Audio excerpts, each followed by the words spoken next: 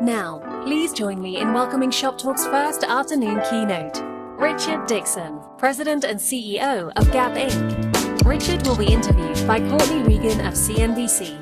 Thanks everyone for being here with us today. It's really fun to be back in Vegas at Shoptalk. It's been a couple years since I've been able to be here. And thank you, Richard, for coming out, kicking us off. Richard Dickson, CEO of Gap. So the title of this session is called Reimagining Gap for a New Golden Age. And what I find fascinating is that, yes, we're moving forward, but you really want to recapture Gap's past, sort of the best of its heritage. And you've told me that you went and you actually went to the archives and looked through it. Why was that important to look at the past when you're in charge of the future? First of all, it's really fun to be in Vegas and with all of you talking shop. And certainly the question asked is one that I ask of every brand. Every brand had an origin story. And I think it's important to understand what was that origin story. What made it so interesting or great to begin with? And in the case of Gap, Gap started in August 22nd, 1969 in San Francisco, a progressive city at a very interesting time. And in the context of that time, we had a store that sold Levi's, denim, records, and tapes. And it was an all-inclusive concept, all races, all ages, all sexes, all sizes, combined with music. And this progressive little shop, at a very difficult time in our time, in 1969, turned out to be, a definition of iconic American style, and grew today to what has been, an incredible brand, and what today is also a portfolio of incredible brands: Old Navy, Banana, Athleta, and of course, Gap, our flagship founding brand. So if you look at all of these brands individually, I heard someone talk about market research at a different retailer, and they were asking consumers, if this brand were a person, what would she be like? So if Gap were a person, if Old Navy were a person, if Banana Republic, what do you want us to see and feel from those brands if they were people? That's a great question. My immediate reaction would be, it's really about your style. Okay. It's not necessarily that there's a personification of who would Gap be or Old Navy be as a person. Our job is to create a portfolio of products and styles that give you the ability to create your own style. And in the case of Gap brand, it really was all about originality. I mean, look at Gap. It's denim, it's t-shirts, it's Oxfords.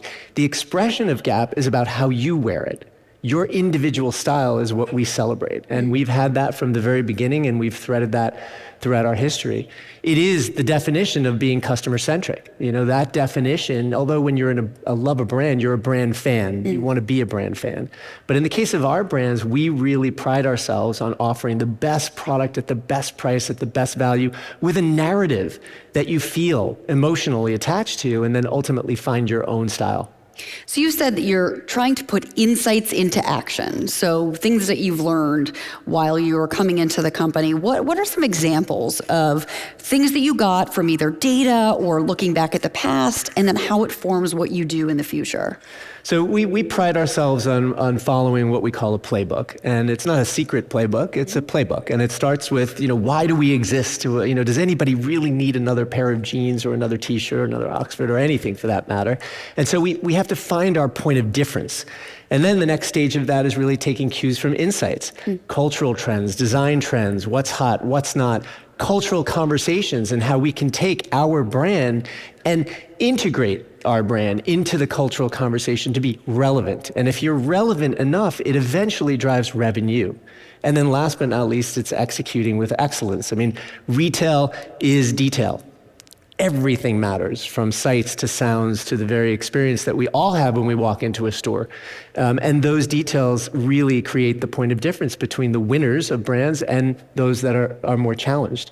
But ultimately, I think in the context of those insights, we really spend a lot of time trying to be where our consumer is and relating that narrative in a culturally relevant way through marketing and through product and through execution in our stores and online. So like the marketing we saw with Parker Posey, and she's sort of having this new moment right now. Yeah, great example. Okay, so that's an example. And that example, by the way, also harkens back to the originality of the brand in relation to music. Music, dance, fashion, fashiontainment, we believe that that is an original concept that is proprietary to Gap as a brand, and you can see that being perpetuated as our new campaign expresses. So you and I walked through the Gap store in the Flatiron in New York City, which is sort of an example of your strategy coming to life. And I was struck by the previous marketing campaigns that were framed on the wall, these beautiful black and white pictures of celebrities over time that did feel, to your point, fairly timeless. But how do you really hold this history tight, but also let it grow to innovate to the future? How do you make it not feel old? Well, first of all, we really take a lot of pride in our legacy in every one of our brands. Gap brand in particular, and the store we walked through in Flatiron, New York City, which I was really happy to have you take an interest in. The expression of that brand through time was always synonymous with originality. Those originals, if you will, were portrayed in portrait campaigns. Those portrait campaigns are pictures in our store that we celebrate from an iconic reference heritage. Lenny Kravitz, Madonna, Missy Elliott, Anthony Kiedis. The list goes on, and it was really an expressive portrayal of their original style wearing Gap. And so celebrating that heritage, because it looks as relevant as ever today, putting those iconic portraits up in the store, but who are the originals of today and tomorrow? How do we perpetuate that legacy? By creating narratives around today's influencers, today's cultural curators, today's artists and original thinkers that ultimately will be celebrated and given a Gap portrait, which keeps the brand's legacy, but then translates it into cultural relevance for today. You also mentioned an enhanced customer experience at Old Navy. I think that was in your earnings transcript. Can you give me an example of what that means as we're talking about the customer being in the center of everything? Yeah. What have you done at Old Navy, which is 56% of sales, so a very important part of the portfolio? Yeah, it is. We love Old Navy. Old Navy is our largest brand in our portfolio. It is a fantastic brand. It's the #1 specialty apparel retailer in the country.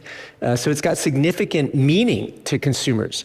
And about a year or so ago, when you went into our store, or when you went online, it was really about price and not about product.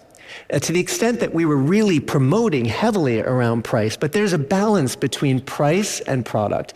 And that narrative, to some extent, was very confusing to the consumer. And by the way, we still have work to do.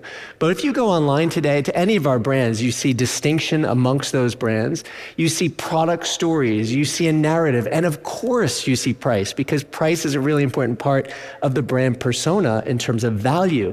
But what you see is a communication to consumers that's easier to follow, that's more enticing to experience. And then ultimately what we believe is translated in store. If you go into an Old Navy store today versus maybe a year or 18 months ago, you would have seen tons of signs with lots of different price points and percentages off, and buy one, get one, and give a gift, and get a gift, and give the gift, keeps on giving. I mean, it was really, to some extent, a lot of noise. And what we've done is we've simplified that consumer communication so that we still get that excitement and that breakthrough, but it lessens, if you will, the consumer confusion. And it is working, as evidenced by consistent quarters of growth and market share growth and continued resonance on the brand. So when you talk about work to do with pricing, I mean, average unit retail has risen, and you still want to be promotional, or where are you with that? You just don't want to hit us with it?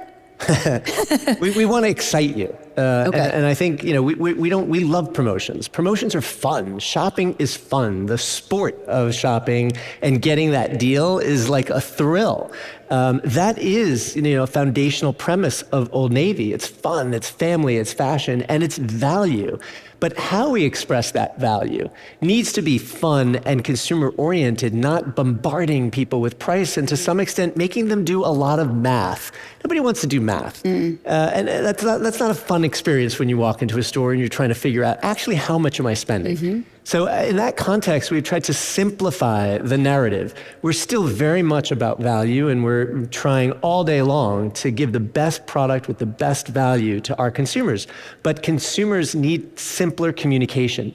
And when they have simpler communication, they actually buy more and have more depth of purchase. And so it is what we think is a flywheel of improvement, and we've got some work to do, but we're seeing the results of that work.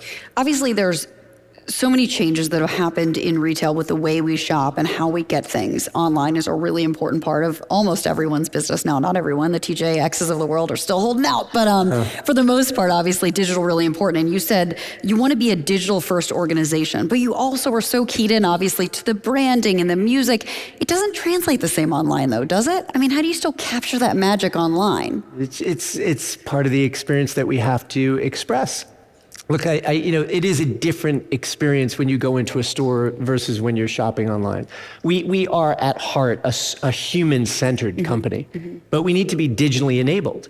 And the two need to work together. The digital workforce and the human workforce is now going to work together in harmony to create that compelling consumer experience. And so whether you're online or in the store, there's got to be connectivity. Now, it's a different experience and it's a different dynamic, but the brand still has to feel familiar. Details, the font, the photography, the model, the pricing, the various different ways that you connect the online experience to the bricks and mortar experience is a continuously work in progress, but we've made a lot of progress in it. And I think it's an important part of the omni-channel experience, no matter who you are, whether or not you have a small e-commerce business or you're going to have a larger e-commerce business. It is sort of one branded experience that you're trying to create for that consumer. So when you say you're digital first, what does that mean exactly? Digital first is really, in my definition of it, a mindset. We are all living in a digital dialogue all day long. And so understanding that the digital dialogue not only extends to the experience that we're all living through, but to your work. If you have the right digital tools, if you have the right mindset around how digital can enable or tech can enable better performance, more efficiency, speedier dynamics, problems with solutions, digital and tech is there to enable the business and the people who are running the business to have an easier, faster time doing what they do really well. And so for me, when we talk about digital first, it's really more of a mindset around the organization to embrace technology. One of the largest challenges that we all have is adopting new technology. And when you're in a company that has legacy, like we have legacy, 55 years young, you've got a lot of systems, you've got a lot of process, you've got a lot of no, we can't do it that way because there's anxiety in some cases adopting to technology. But our philosophy around digital first is to get in there and fail fast. Try, move through. Being in denial of the future is a problem by itself. And so we've really embraced this idea. Our technology head sits at our leadership table. It is a really important part of our dynamic workforce and ultimately what we believe a breakthrough going forward.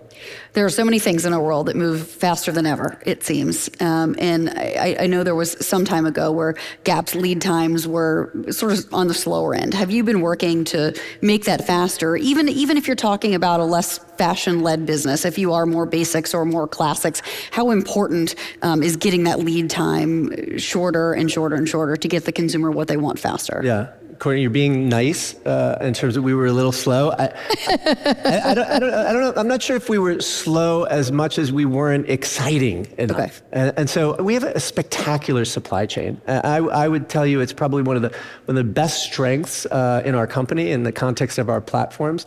Our supply chain is bar none best in class. We have the capability to be faster, and we're exercising that now with rigor. And as you know, we've laid out very clear strategic priorities of the company. Financial and operational rigor is a really important part of what enables our reinvigoration strategy. And the platforms that we have, supply chain in particular, is one that supports the speed of which the merchants need to move to make sure that we have fresh product on the floor. And so we have now the ability to chase trends. We now have the ability to try and develop trends. And certainly, as you see our brands on the trajectory that they are, and if you're shopping our brands, you're hopefully starting to see a more trend-based orientation, new product delivering on a more frequent basis. Today, we're all experiencing a more wear now buying pattern versus seasonal. And so we have to address that in a speedier way. And all of these are mechanics, if you will, that the company is working on and that we're starting to really accelerate. And it is showing up in our metrics. I mean, as you can see, we've had 8 consecutive quarters of market share gains. All of our brands are now directionally moving into the right place. I would say that our brands are getting much more relevant in storytelling and merchandising and narratives, and ultimately that is driving revenue. And that is the model that we're going to continue to follow. Your CapEx is expected to increase by about 34%. What you doing? That's a big jump. It's a big jump. Well, we're investing. We're investing in ourselves. We, as you know, and have followed our company, it's no secret our portfolio has had peaks and pits, and we've been coming out of a challenging period. And through our strategic priority discipline, financial and operational rigor, running a more disciplined business, we've been able to perform while we're transforming. And the metrics speak for themselves. Again, stabilizing the top line, our gross margin is now one of the highest it's been in 20 years. We've stabilized, if you will, the controllables on SG&A, and our operating margin has been increasing quite nicely. We now have publicly said $2.6 billion in cash. That's a lot of money. It's a lot of money. It gives us a lot of opportunity to invest in our brands and invest in our stores and invest in our marketing and create demand and upgrade our talent by investing in our people. And so this is a company that I think, in the context of its story, is at a really exciting chapter of revitalization. And now we have the disciplines and the funding, as we've self-oriented our own challenges to become opportunities, to now invest for growth in our future. So that $2.6 billion is going to invest in the current portfolio. You're not looking to acquire any new brands. Well, we have a capital, deployment plan that first and foremost talks about investing in our brands, and that is essentially where we're going to be spending our time and our interest. We are putting a lot of thought into where we invest for the best return of capital for our shareholders. We have a really nice dividend that we offer our shareholders as well, and as we look at opportunities around the marketplace, we are always evaluating various different ways to get the best return on our capital for long-term growth for our shareholders. For those that haven't followed super closely, I do want to circle back to the supply chain that you talked about, best in class. Obviously, there's a lot of discussion right now in the world about what's going on with tariffs potentially making things more challenging, more expensive, depending on how your trade works. Just tell the audience, if you wouldn't mind, refresh where you are when it comes to the countries most in question right now: China, Mexico, Canada. Because I know that, at least from the American Apparel and Footwear Association, they say 21% of our denim comes from Mexico, but that's not true necessarily for you all. That is not true for us. First, a big credit goes to our supply chain team. We've been working on diversifying our manufacturing footprint for quite some time. Less than 10% of our product is coming out of China, and then less than 1% comes out of Mexico and Canada combined. So at this juncture, based on what we do know, we have a resiliency related to the tariff conversation, and at this point, not necessarily heavily impacted. That being said, it is our job, no matter what comes at us, to really execute with excellence. The more that we concentrate on great product, great storytelling, great merchandising, and great execution, no matter what the challenges are, and there are always challenges every year running a business, it's our job to figure out how to manage those challenges and try and give the consumer the optimal product and experience. And so we are working hard to make sure that we mitigate any cost increases as we navigate the best product value experience for our consumer.